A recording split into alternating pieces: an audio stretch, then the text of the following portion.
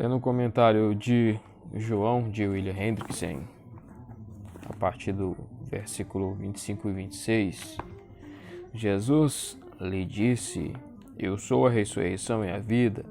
Aquele que crê em mim, ainda que morra, viverá. E todo que vive e crê em mim, nunca morrerá. Você crê nisso? Aqui segue outro grande eu sou, o quinto. Existem 7. Para os outros, veja sobre 6, 35, etc. O sujeito e o predicado são permutáveis. Jesus é a ressurreição e a vida. A ressurreição e a vida, isso é Jesus. Tanto a ressurreição quanto a vida estão radicadas nele. Observe a ordem: primeiro a ressurreição, depois a vida, porque a ressurreição abre a porta para a vida imortal. Jesus é a ressurreição e a vida em pessoa, a vida completa e abençoada de Deus. Todos os seus atributos gloriosos, onisciência, sabedoria, onipotência, amor, santidade, etc. Como tal, ele é também a causa, a origem ou a fonte da ressurreição gloriosa dos crentes e de sua vida eterna. Porque ele vive, nós também viveremos. Sem ele nada resta, a não ser a morte. Com ele a ressurreição e a vida são garantidas. O príncipe da vida é eternamente o vencedor da morte. Ele é isso não só para o propósito da ressurreição do último dia, ele é isso sempre. Esta é exatamente a verdade que Marta falhou em compreender. Por essa razão, Jesus pôs a ênfase aqui a fim de que a fagulha da esperança pudesse ser reacesa uma vez mais no coração de Marta e que pudesse crescer até tornar-se uma chama ardente e viva. O que Marta mal ousava esperar estava para tornar-se real, pois ele, que era o príncipe da vida também neste momento, era a vitória sobre a morte de todas as maneiras. O restante deste glorioso Eu Sou é um desenvolvimento sistemático das palavras de abertura. Jesus é a ressurreição, assim sendo, aquele que crê em mim, ainda que morra, viverá. Jesus é a vida, dessa maneira todo que vive e crê em mim nunca morrerá. Esse é um belo paralelismo sintético em caráter. A segunda cláusula reforça a primeira, mas não a repete meramente. Primeiro, o crente é retratado no momento da morte. Naturalmente que de imediato pensa-se em Lázaro, mas o que é dito é verdadeiro para cada crente que morre fisicamente. As palavras são: aquele que crê permanentemente em mim. Observe o particípio presente o pistelon, seguido de eis, e veja sobre 1:8, 3:16 e especialmente sobre 8:30, 31a. Ainda que morra fisicamente, viverá, possuindo vida eterna em glória. Em seguida, o crente é retratado da forma como ele vive aqui na terra antes da morte. Lemos: e todo o que vive espiritualmente, veja sobre 1:3:4 e 3:16. E crê permanentemente em mim, nunca morrerá. Certamente nunca provará morte eterna. Nunca mais serão separados alma e corpo da presença do Deus de amor. Veja também sobre 3:15-17 e 6:47. Até mesmo a morte física fracassa em extinguir a vida real do crente. Ao contrário, essa morte é lucro, pois ela o introduz no gozo completo da vida. Na primeira sentença, crer é seguido de viver. A vida nos céus está subentendida. É verdade, naturalmente, que mesmo aqui na terra, o crente tem uma amostra desta vida celestial. Na segunda sentença, viver e crer, um tipo de endíades, viver pela fé, é seguido de nunca morrer. Temos aqui um exemplo de litotes: nunca morrerá, realmente implica com total certeza viverá eternamente, sim, para todo sempre. Note a negativa reforçada: nunca morrerá, ou apotané eiston aioma. O resultado é o maravilhoso paralelismo no qual a segunda sentença confirma e reforça a primeira. O arranjo, além disso, é culminante. Isso é visto de imediato que o crente, pela morte, entra na vida e no estado de perfeição é confortador. Mas não estranho que ao crente que reside aqui na terra é dada a certeza de que ele nunca mais morrerá. É fantástico. Também Romanos 8:10 e 2 Coríntios 4:16. Assim, gloriosamente, o milagre em si é introduzido e iluminado de modo que, quando ele ocorre, deve ser visto não como um fim em si mesmo, mas como uma ilustração do que Cristo é e deseja ser em relação a todos os que confiam nele. Dessa maneira, o milagre será visto em seu caráter verdadeiro, a saber, como um sinal, apontando para longe de si mesmo, para Cristo, e tornando-o manifesto em toda a sua glória. Um descrente rejeita ambas as proposições deste glorioso eu sou, e também a afirmação na qual as duas são ratificadas. 11:25a. Ele é de opinião de que a morte é o fim de tudo. Por isso, ele não pode aceitar a afirmação: aquele que crê em mim, ainda que morra, viverá. Ele também concebe a morte física como sendo a coisa real, a ceifeira horrenda. Por isso, para ele, a ideia de que essa morte possa algum dia ser roubada de seu poder real é um contrassenso. É pela fé somente, que essas grandes verdades são aceitas. Por essa razão, Jesus ordenou a Marta que ela, pessoalmente, se apropriasse do que tinha acabado de ouvir de seus lábios, isto é, que como resultado do que ele é, isso é, a ressurreição e a vida de um crente é a derrota da morte, definitivamente. Você crê nisso? Pergunta Jesus a Maria. Então segue-se uma belíssima confissão.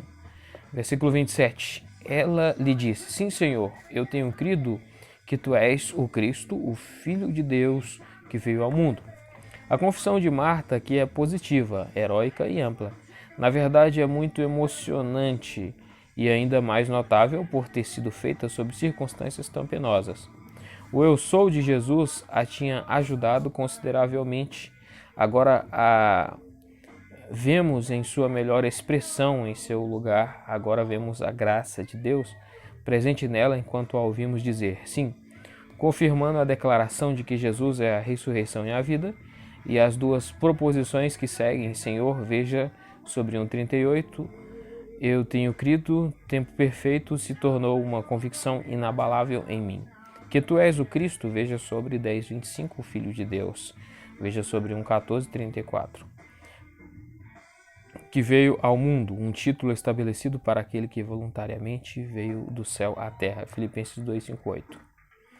Dizer como tem acontecido algumas vezes que Marta não tinha intenção de confessar a divindade do Senhor por completo, redunda numa inconsistência inútil. Marta deve ter ouvido Jesus falar sobre si mesmo como o Filho de Deus.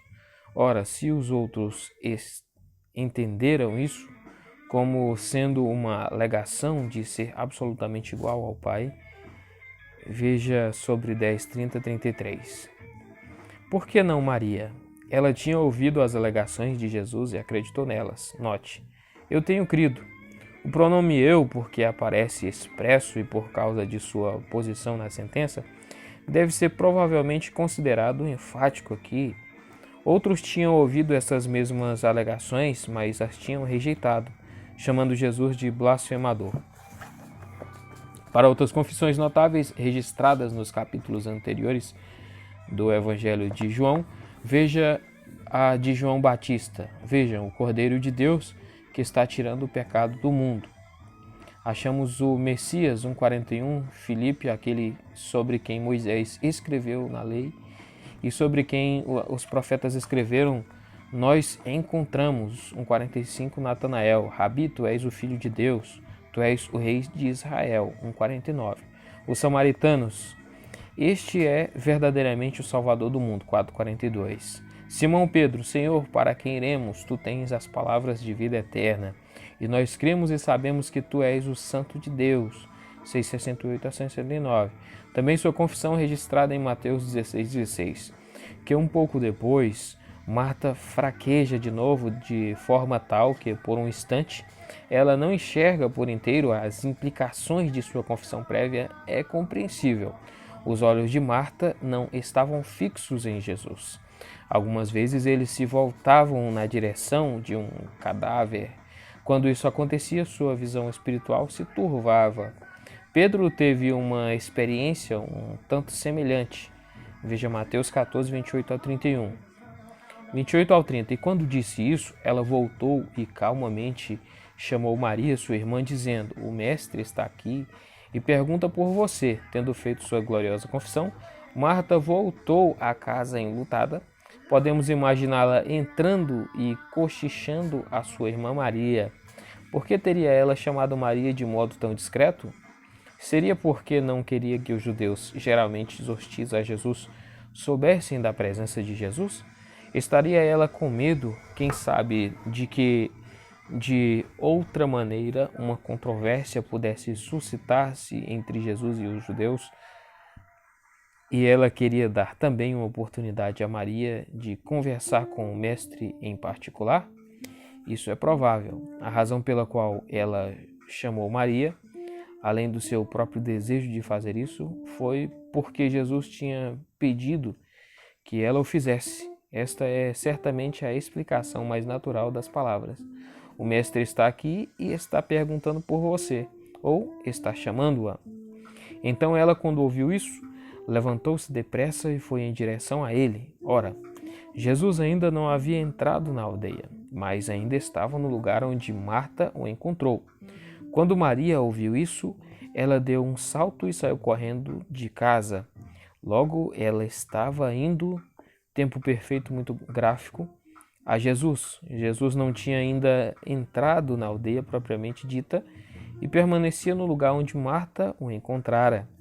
Comentaristas sugerem muitas razões possíveis para o relato do fato de que Jesus haver permanecido ali mesmo depois de sua conversa com Marta. Uma razão sugerida é dar a Maria a mesma oportunidade de uma conversa pessoal como a que sua irmã tivera.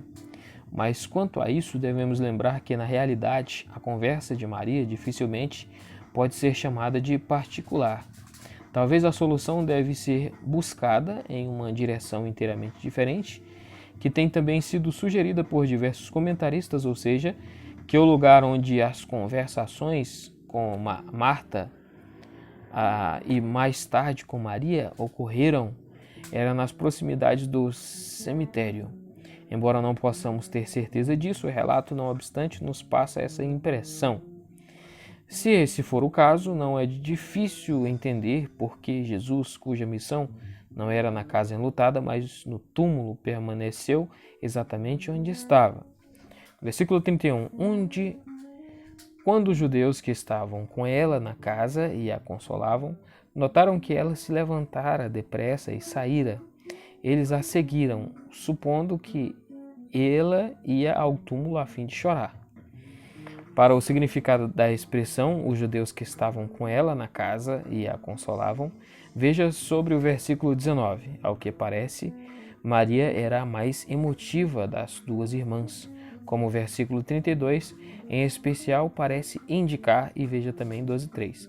É possível que essa sua característica também seja responsável pela maneira apressada com que se levantou e saiu da casa, ainda que se deva ter em mente que somos claramente informados que Jesus, por meio de Marta, como mensageira, tinha chamado Maria.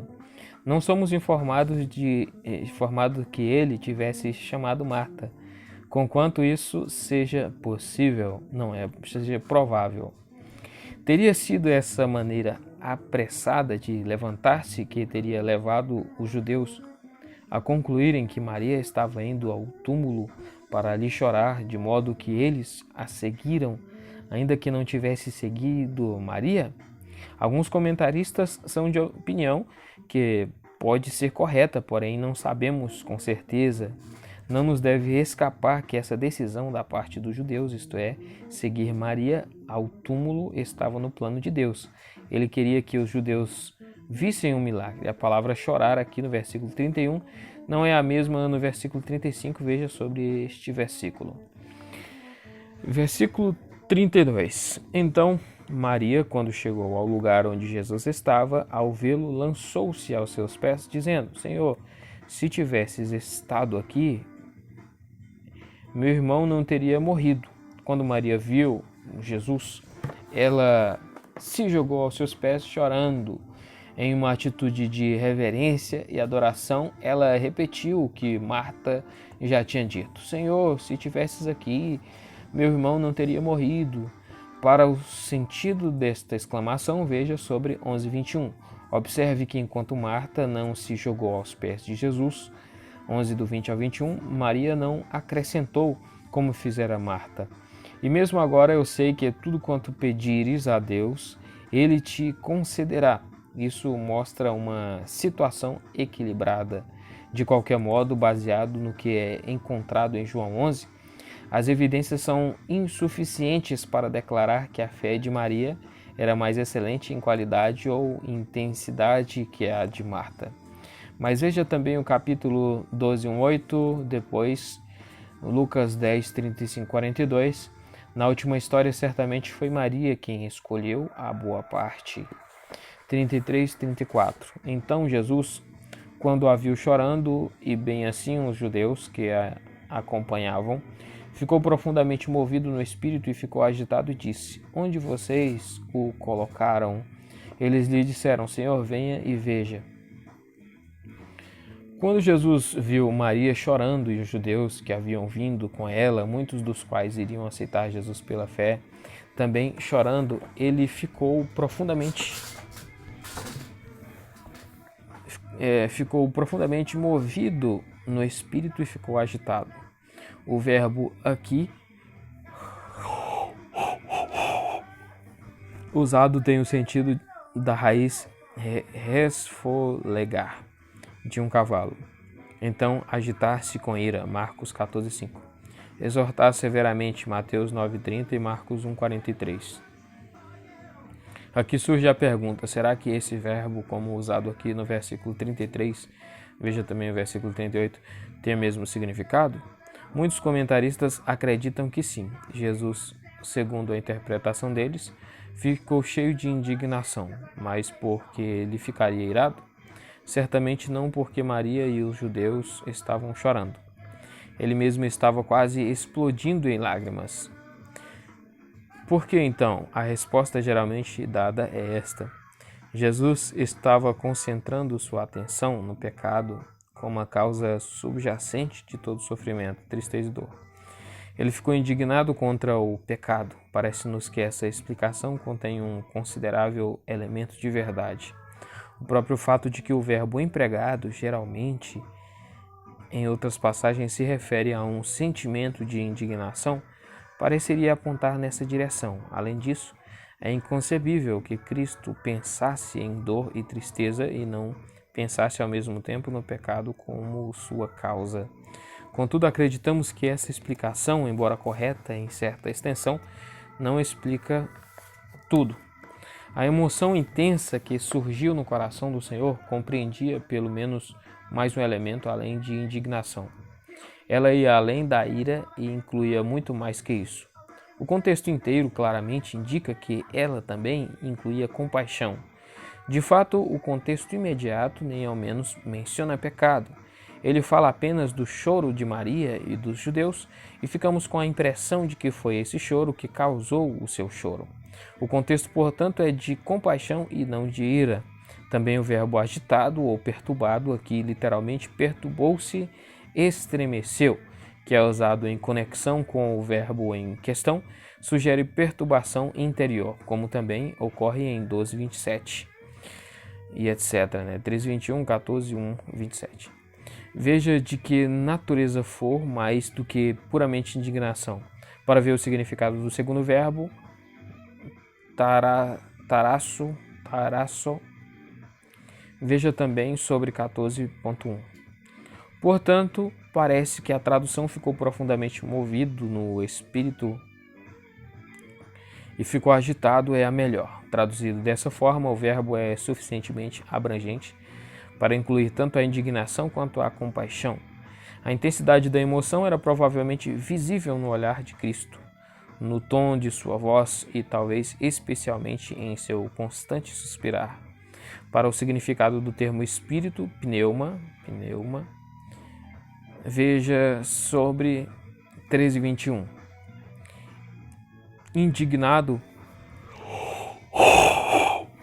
com o pecado como a raiz de todos os sofrimentos e angústias, mas também sentindo-se abalado pela tristeza daqueles ao seu redor, Jesus, profundamente comovido em seu espírito e visivelmente agitado, disse: "Onde vocês o colocaram?" Embora pudesse obter a informação de diversas maneiras, ele usou o método aqui mais humano.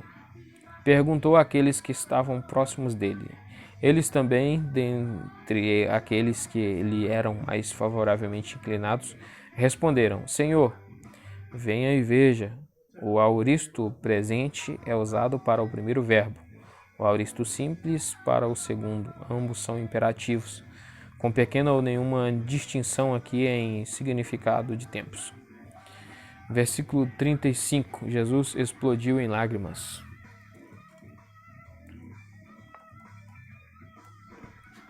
Aqui tá. Vamos lá, acho que era esse negócio para arrumar aqui certinho. Beleza. Jesus explodiu em lágrimas. Esta é a única passagem no Novo Testamento em que este verbo ocorre. Ele é provavelmente aoristo ingressivo. É da cruzi. Entretanto, substantivo choro, lágrimas, cujas raízes entram na formação deste verbo, é encontrado também em Hebreus 5:7 em conexão com Jesus, que nos dias de sua carne, tendo oferecido orações e súplicas com forte clamor e lágrimas, aquele que o podia livrar da morte, e tendo sido ouvido por causa de seu temor piedoso. Veja também Marcos 9:24, Lucas 7:38 e etc. Em todas estas passagens, começando com Marcos 9:24, as lágrimas são derramadas por outros, não por Jesus. Entretanto, existe com certeza uma conexão entre 11:35. Jesus explodiu em lágrimas, e Apocalipse 7:17. Deus enxugará cada lágrima de seus olhos. Por causa de suas lágrimas, as nossas serão enxugadas. Note a diferença, que não pode ter sido involuntária. Em 11:31-33 é usado um verbo claio diferente do que é usado aqui em 11:35. Maria e os judeus choraram. No caso de Maria, o choro era naturalmente genuíno. A expressão de tristeza interior por causa da dor pela perda de seu querido irmão. No caso dos judeus, era em muitos casos provavelmente equivalente a lamentos. Veja sobre 16:20, o verbo claio nem sempre significa necessariamente lamentar, daí no sentido de chorar, não lamentar. Pode ser usado mesmo com referência a Jesus, Lucas 19:41. Jesus chorou sobre Jerusalém, mas pode ter este significado, Marcos 5:38-39, o verbo da cruo, usado aqui em 11:35, não significa lamentar. Essas lágrimas eram a expressão de amor não apenas por Lázaro, como os judeus pensaram, 11:37, mas também por Maria, Marta e outros. Elas eram lágrimas de compaixão genuína, Hebreus 4:15 e Romanos 12:15. Em conexão com estas lágrimas, faz-se frequentemente a observação de que elas provam a verdadeira humanidade de Jesus. Isso é certamente correto. O quarto evangelho, o mesmo livro que enfatiza a divindade de Cristo, página 46-48, o descreve como sendo não apenas absolutamente divino, mas também verdadeiramente humano. Deve-se enfatizar, entretanto, que estas lágrimas de Nosso Senhor não eram acompanhadas de pecado. Elas não eram lágrimas de um pranteador profissional, nem de um sentimentalista, mas de compaixão pura e santa do sumo sacerdote. Elas provinham do amor mais genuíno pelo homem. jamais encontrado em todo o universo, o amor que se deu a si mesmo. Versículo 36 ao 37. Então os judeus ficaram dizendo: vejam como ele constantemente o amava. Mas alguns deles disseram: não podia ele, que abriu os olhos ao homem cego, fazer com que este não morresse? Os judeus deram uma interpretação muito limitada àquelas lágrimas de Jesus, como se elas estivessem sendo derramadas apenas por tristeza pela morte de Lázaro, e não também, como o contexto claramente ensina, em genuína compaixão para com as lágrimas de outros. Entre esses judeus, como já observamos, havia aqueles que aceitariam Cristo pela fé. Os judeus estavam profundamente tocados pelo amor de Cristo, da mesma forma como um pouco depois eles seriam impressionados por seu poder. Na exclamação, eles se referem à afeição terna de Jesus por Lázaro. Para o significado do verbo amar e seus sinônimos, veja sobre 21, 15, 17. A forma usada aqui é vívida. O imperfeito é philei. Ele estava amando no passado e até o momento da morte de Lázaro, ou ele amava constantemente. Os judeus consideravam o caso de Lázaro como encerrado. A questão era sem esperança agora, afinal de contas Lázaro estava morto. Mas por que Jesus não evitou essa morte? Alguns perguntavam com zombaria, outros em mera perplexidade. Não podia ele, que abriu os olhos ao homem cego, o último grande milagre em Jesus, sobre o qual as pessoas ainda estavam falando, veja o capítulo 9, fazer com que este não morresse? Essa pergunta relembra uma exclamação de grande pesar registrada em 11:21 e 11:32, mas não transmite exatamente o mesmo sentido. Além do mais, não alcança a altura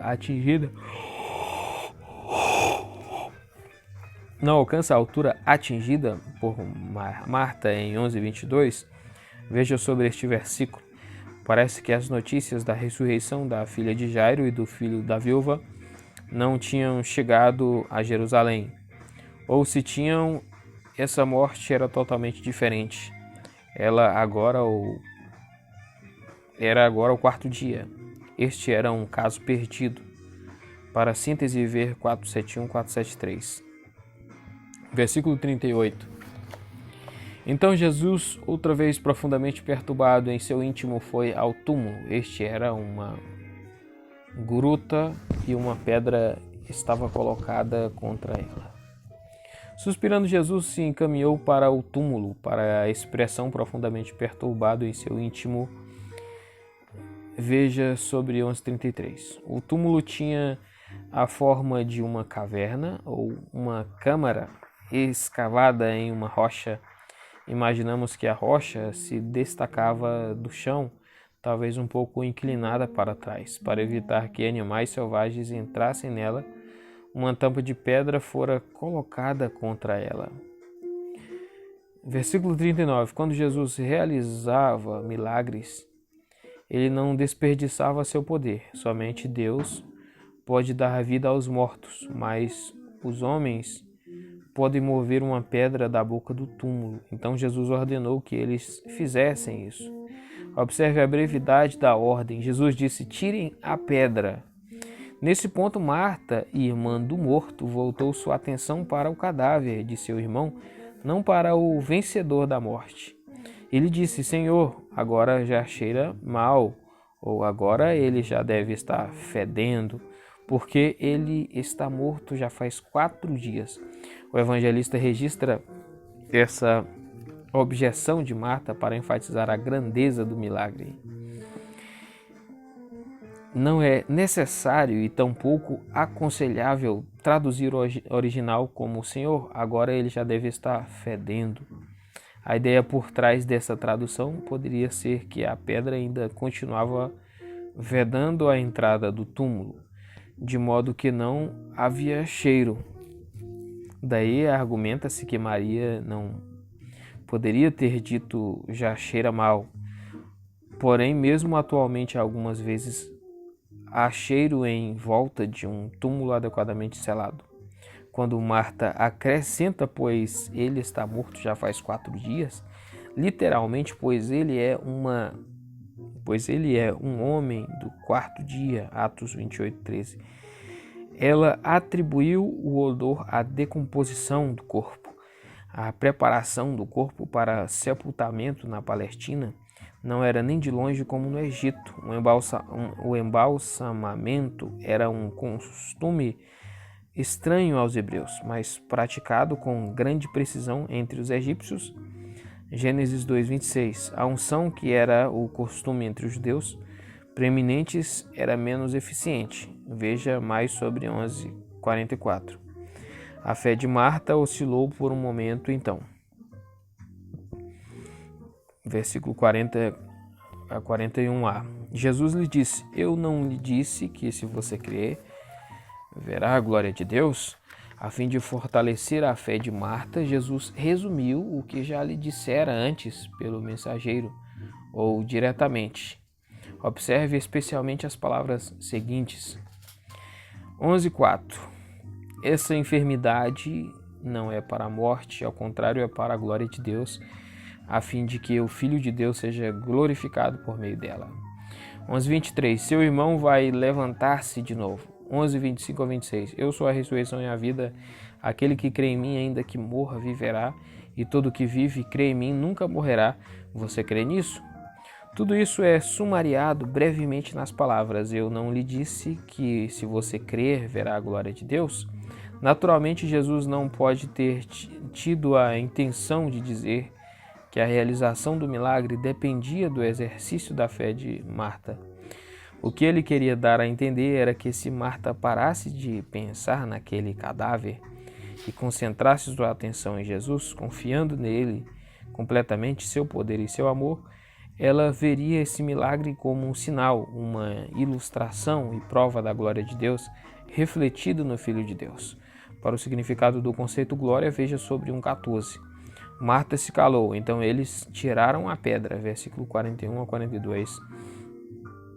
E Jesus ergueu os olhos e disse: Pai, eu te agradeço porque me ouviste. Eu sabia que sempre me ouves, mas por causa da multidão que está ao meu redor, eu disse isso para que creiam que tu me enviaste. Antes de realizar o milagre, Jesus ofereceu uma oração bela por causa de sua confiança. Simplicidade e sinceridade. Ele orou como aquele que tinha sido enviado pelo Pai. Ou seja, ele orou como o mediador, sendo ele próprio o Filho de Deus. Ele levantou os olhos, vendo o trono de Deus nos céus, e disse: Pai, não nosso Pai, Deus é seu Pai em um sentido ímpar. Veja sobre 1:14 e 3:16. Eu te agradeço porque me ouviste. Jesus pode dizer isso falando como se o milagre já tivesse sido realizado, pois ele sentia no coração a certeza de sua ocorrência iminente. Para o benefício do auditório, Jesus disse essas palavras em voz alta, e foi por causa deles que acrescentou: Eu sabia que sempre me ouves, que o Pai sempre ouve o Filho. Segue-se naturalmente em 5:30 e 10:30. Veja sobre estas passagens. Quando o homem cego de nascença e mais tarde Marta viu o milagre de Cristo com resposta de oração, eles estavam certos. E finalmente da oração, na qual naturalmente a relação íntima entre pai e filho aparece, era esta, que a multidão presente cresce.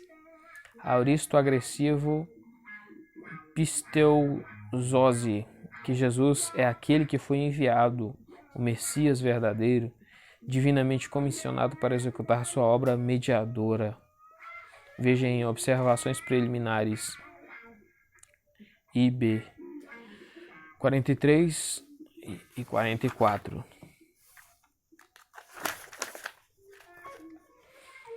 E tendo dito estas coisas, tendo colocado o milagre que estava para ser feito em seu próprio contexto, Jesus gritou com alta voz sobre a outra voz, veja também Mateus 27, 46 e 50, Lucas 23, 46, etc. Para despertar o morto, uma alta voz ou um grito penetrante não era de modo algum necessário, mas Jesus gritou com tanta força para que todos na multidão pudessem entender que de fato o morto responderia ao seu chamado. O que Jesus gritou foi: Lázaro, come out, né? Lázaro, venha para fora. Literalmente, Lázaro para cá fora, dois advérbios. Foi essa voz de Jesus, a expressão de sua vontade onipotente, que levou o homem morto a voltar à vida e a obedecer o seu comando. Como isso aconteceu, não sabemos, pois foi um milagre, e milagres transcendem a compreensão humana. Com majestosa simplicidade, a obra maravilhosa é registrada. Saiu o homem morto.